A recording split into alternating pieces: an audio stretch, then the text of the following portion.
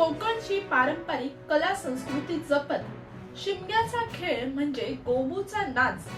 यामध्ये मुख्य श्रीकृष्ण व राधा ही दोन पात्रे आणि सोबतीला इतर सोंगे घेऊन हा खेळ काढण्यास सुरुवात झाली आहे।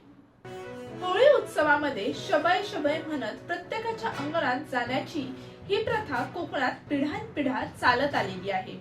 मालवण तालुक्यात अनेक गावागावांमधून गोमूचे खेळ होळी उत्सवाच्या वेळी खेळले जातात। मसुरे गावातील तरुणांनी देखील पुढे कोकणाची ही कला संस्कृती जपून ठेवण्याचा एक निश्चय केला आहे।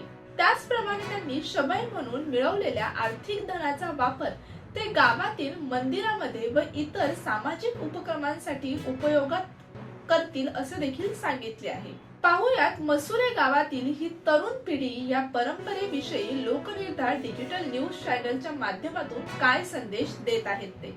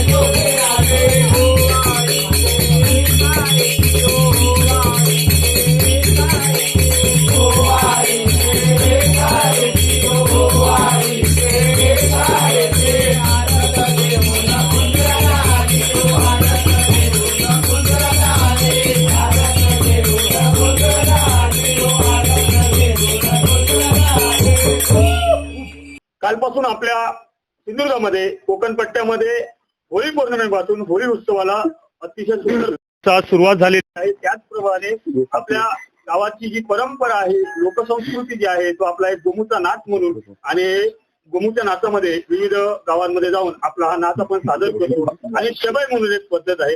आपल्या मंडळाच्या माध्यमातून आज तुम्ही मसुरे गावातून आलेला आहात, मसुरे गावातून तुम्ही कांदळगावमध्ये आलेला आहात, तर तुमच्या मंडळाबद्दल म्हणजे तुमचा हा एकंदरीत हा जो गोमूचा खेळ, हा जो नाच आहे, ही जी परंपरा आहे, त्याबद्दल थोडक्यात काय सांगाल? तसं बघायला गेलं तर आम्ही तशी झाली 10 वर्ष झाली आम्ही नाच काढतोय। पण त्याआधी कसं होतं की म्हणजे आमच्या आधी मोठे होते ते काढायचे आमच्या वाडीतले, त्यानंतर आता ती परंपरा आम्ही चालू ठेवली आहे आणि आता आम्ही हे चालवतोय पुढे।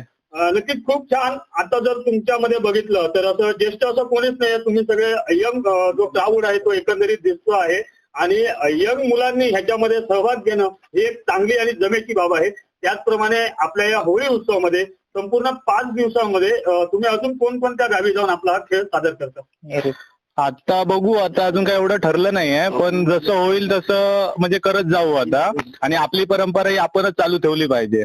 नक्कीच खूपच सुंदर. त्याचप्रमाणे ज्यावेळी तुम्ही संध्याकाळच्या वेळेला बाहेर पडतात त्या अगोदर बाहेर पडण्या अगोदर तुमची थोडीशी तयारी काय असते बाहेर पडण्यासाठी या खेळासाठी?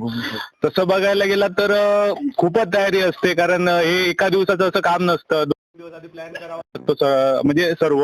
त्यानंतर मग परत कपडे आणणं, मग तसं मग पात्र तयार करणं, मग कुठे जायचं, काय प्लॅन करायचा, परत सगळाच विषय असतो. पोरांचा पण विषय असतो, काय खायचं पियायचं सर्वच आम्ही म्हणजे ते आधी प्लॅन करतो सर्व. नक्कीच. त्याचप्रमाणे जर आपण इतर खेळाच्या माध्यमातून बघितला, हा जो गोमूचा जो नाच आहे ह्या नाचामध्ये अनेक पात्र रंगवली जातात. काही खेळांमध्ये तर दशावतारी पात्र सुद्धा रंगवली जातात. आपल्या या खेळामध्ये फक्त श्रीकृष्ण आणि राधा ही 2 पात्र आहेत. अजूनही तुमची पात्र पुढे वाढतील नक्कीच. जर ह्या आपल्या परंपरेबद्दल प्रेक्षकांना जर काय सांगायचं झालं तर तुम्ही काय सांगू शकता? तसं म्हणजे आता बघायला गेलं तर हा खेळ आता तसं म्हणजे आपण खेळच म्हणतो याला, पण आता हे तसं बघायला गेलं तर सर्व बंदच होत चाललंय. ते आम्ही कुठेतरी पुढे चालू ठेवलंय आणि पुढे पण चालू ठेवूत. म्हणजे आमच्या पाठी पण आहेत, म्हणजे होणारी पिढी असेल ती पण चालू ठेवेल असं आम्हाला वाटतं. नक्कीच. आणि ह्या माध्यमातून आपल्याकडून कोणती सामाजिक कार्य या इतर गोष्टींसाठी उपयोग केला जातो का? हो, ते आता आम्ही काय करतो, हे जे पैसे गोळा होतात ते आम्ही म्हणजे कसं मंदिराचे कार्यक्रम असून दे किंवा आणि काय कोणते प्रॉब्लेम असतील तर त्यावर आम्ही ते खर्च करतो. नक्कीच. एकदा आपल्या मंडळाचं नाव आणि आपण कोणत्या गावातून या गावामध्ये आलात ते एकदा तुम्ही सांगा.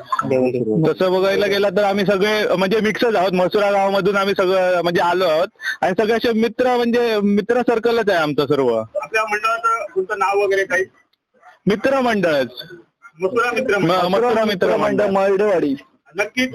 खूप सुंदर. आमच्या लोकनिर्धार डिजिटल न्यूज चॅनलच्या माध्यमातून तुम्हाला होळी पौर्णिमेच्या धुलीवंदनेच्या खूप साऱ्या मनपूर्वक शुभेच्छा आणि तुमच्या या पुढील वाटचालीसाठी मनपूर्वक शुभेच्छा. धन्यवाद. तुम्हाला पण.